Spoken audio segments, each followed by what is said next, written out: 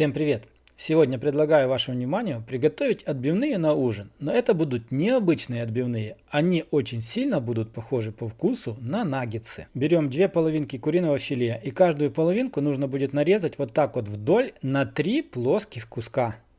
Далее нарезанное мясо накрываем пищевой пленкой, берем молоток для отбивных и отбиваем. Стараемся сделать так, чтобы мясо увеличилось по площади примерно в 2 раза.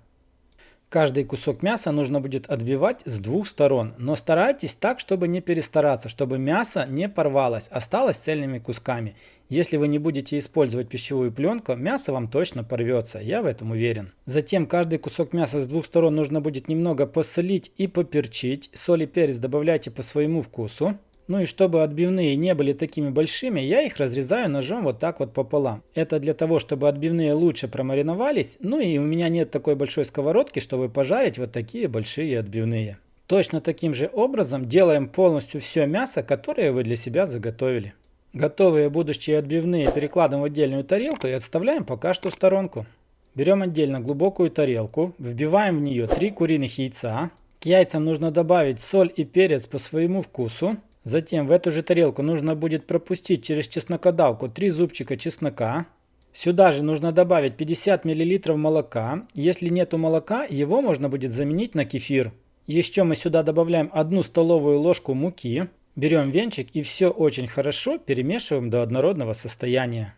Далее берем мясо, которое мы раньше готовили, и по одному кусочку вот таким вот образом полностью все мясо нужно будет погрузить вот этот такой яичный маринад. Затем оставляем все примерно на 30 минут для того, чтобы мясо хорошо напиталось этим маринадом.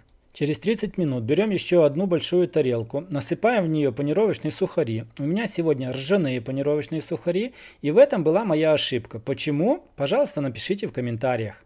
Каждую отбивную вот таким вот образом хорошо окунаем в панировочные сухари, а затем будем обжаривать отбивные на сковородке с подсолнечным маслом. Огонь под сковородкой должен быть чуть выше среднего. Смотрите, первая отбивная будет обжариваться минутки 2 с каждой стороны. Все последующие, так как сковородка уже хорошо раскалится, будут обжариваться примерно по 1 минутке с каждой стороны. Обжаренные отбивные снимаем в отдельную тарелку для того, чтобы они немного остыли.